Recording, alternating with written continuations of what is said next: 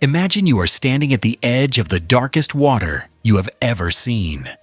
Not blue, not green, black, stained by centuries of decomposing leaves, roots, and ancient organic matter that the jungle feeds into the river like a slow, endless offering. The surface barely moves. The air weighs on your chest like a warm, wet blanket. Somewhere above you, the canopy seals off the sky so completely that midday looks like dusk. You cannot see the bottom. You cannot see more than a few inches below the surface at all. And then, something moves, not a ripple from the wind, not a fish breaking the surface. Something slow, deliberate, and enormous shifts in the water just ahead of you. A coil, the size of a fallen tree trunk, rotates beneath the black surface and then goes still again. Your heart stops. Because what is in that water is not just a predator. It is not just the largest snake species on the planet by mass. It is something that science, with all its satellites, all its sequencing technology, all its centuries of accumulated knowledge, had never once formally recorded as its own species. This is the Ecuadorian Amazon. And what a team of researchers pulled from these waters in 2022 did not just make international headlines. It fundamentally rewrote the biological record of the largest, most biodiverse rainforest system on the face of the Earth. It began, as the greatest discoveries often do, with humility. A research team from the University of Queensland had spent years working across South American river systems, studying anaconda populations, tracking movement patterns, and building what they believed was a comprehensive picture of the species. They had published papers. They had real data. They trusted their understanding of what lived in these waters. But the Waorani people, one of the most experienced and ecologically knowledgeable indigenous communities in the entire Amazon basin, had quietly been telling a different story for generations. They spoke of a serpent that moved through specific northern river channels with behavior unlike anything the researchers' models predicted, larger than what science documented, darker in coloration, found in distinct habitats that didn't overlap with the anaconda populations downstream. The Waorani hunters had lived alongside this animal for centuries. They had names for it, descriptions that were precise and consistent, a familiarity with its patterns that no textbook had ever captured. For a long time, formal science treated this knowledge as folklore, until a team of researchers decided finally to treat it as data. They assembled their equipment, coordinated with Waorani guides, and traveled deep into the Bameno region, a stretch of Ecuadorian Amazon so remote that there are no roads in, no infrastructure, and no easy way out. The only way forward was by river, by foot, and by trust. Trust in the people who had lived here long before any scientist arrived with a clipboard. What happened at that river will be talked about in biology departments for decades. The Waorani guides brought the team to a slow-moving channel flanked by enormous cecropia trees, their pale trunks rising like columns from the waterlogged soil. The water was shallow near the banks but utterly opaque. You could trail your fingers through it and lose sight of your hand at the wrist. And there, half submerged at the river's edge, was the animal, a female, nearly 7 meters from head to tail, over 20 feet of muscle, scale, and evolutionary engineering, refined across millions of years. Her body was as thick as a grown man's torso at its widest point. Her head broad and heavy, resting just above the waterline with the kind of stillness that only apex predators possess. Her coloration was a deep, mottled olive black with subtle patterning along her flanks that immediately caught the researchers' attention. This did not look exactly like the green anaconda they knew. The researchers did not retreat to a safe distance to observe from afar.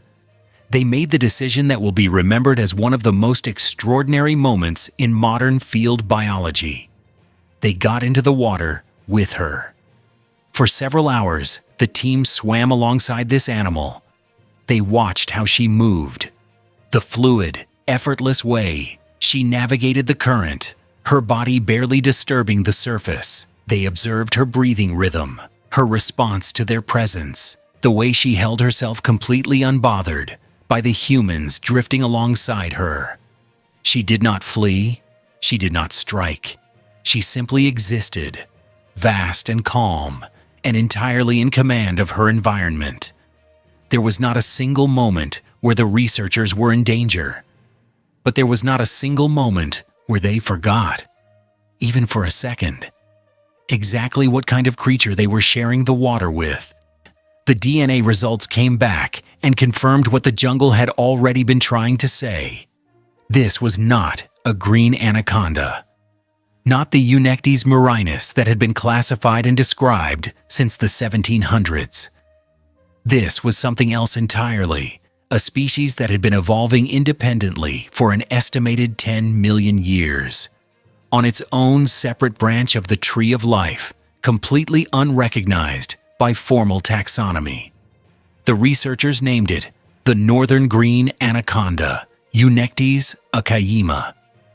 The genetic divergence between the two species sits at approximately 5%.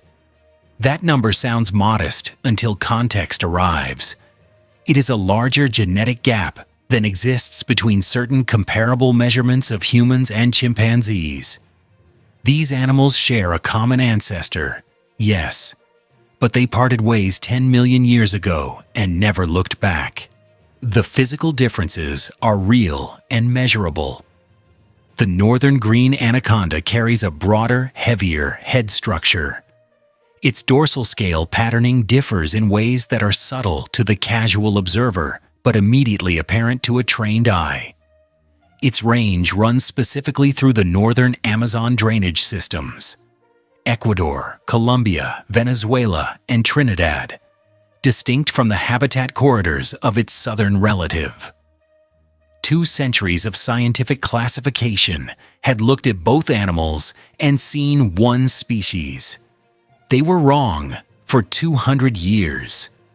Pause here and let that land.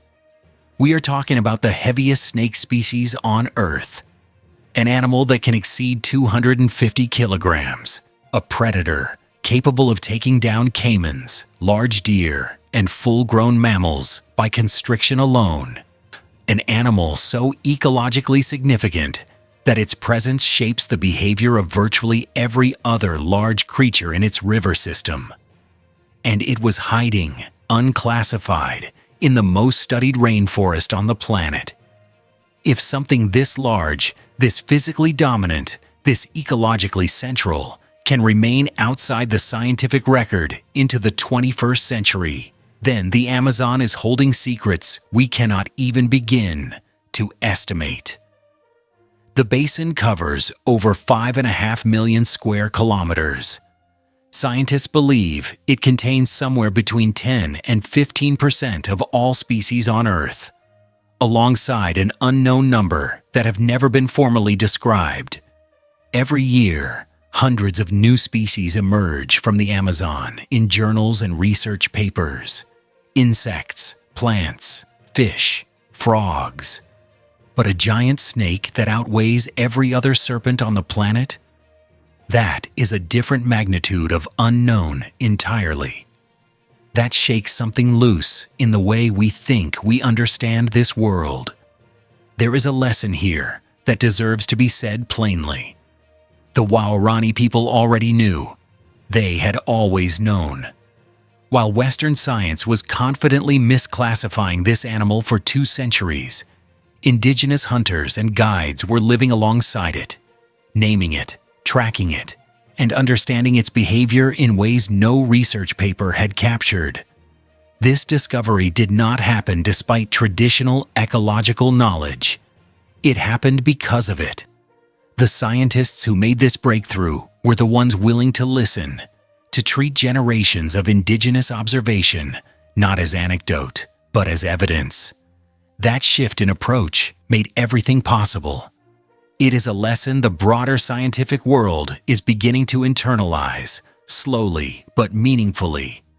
And the Amazon is proof of why it matters. The northern green anaconda is now in the record books.